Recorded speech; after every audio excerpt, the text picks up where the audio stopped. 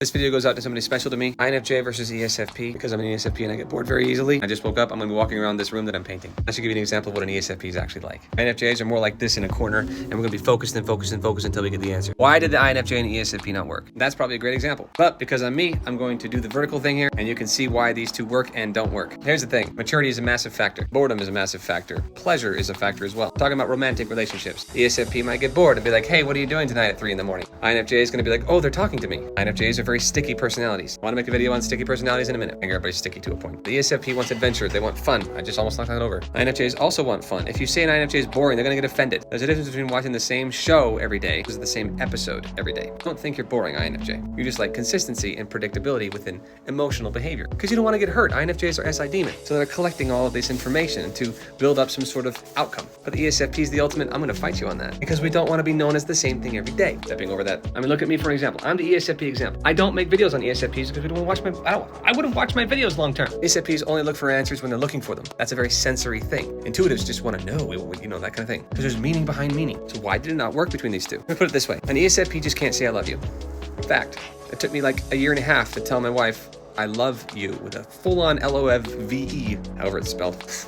I always said I wubbers you to my mom, who's an INFJ. Or I love you to my wife, who is just, you know, don't commit me to the word. Because the word means something. ESFPs are not stupid, so we know what it means and we will skedaddle around the answer because we know. Now, I love both of these people. I've grown to love the ESFP, who we thought was an ESFJ. If they radiate with the P1 versus the J, there might be trauma on the fourth letter. You usually have trauma on one of the letters, by the way. And that can totally switch people around. Like, oh, I don't know if I'm this or this. Well, you probably had trauma on that letter that you worried about. There's a lot in this video. Let's probably close it off. Let's just put it this way. I'm gonna stop for this and sink down. A P personality has trouble with commitment. We don't want to be controlled. A J personality likes long-term trajectory, typically speaking, right? We're talking stereotypes.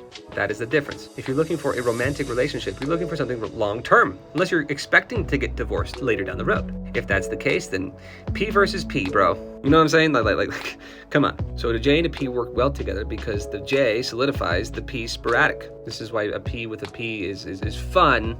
But long term, they can have their struggles in other ways. Everything can work. Every relationship can work. But if the INFJ loves the SE because the SE is inferior to the INFJ and the SE is dominant for ESFP, and they're SE critical for ESFJ, because that was a question, therefore the here and now function, the sensory function, the blah, blah, blah in your face is what the ESF radiates. INFJs like that to a point. It's consistent. Oh yeah, I like this person. It's just like this slow wave moving forward constantly in that way because they're NI dominant. They love the vision. ESFPs like the sporadic here and there.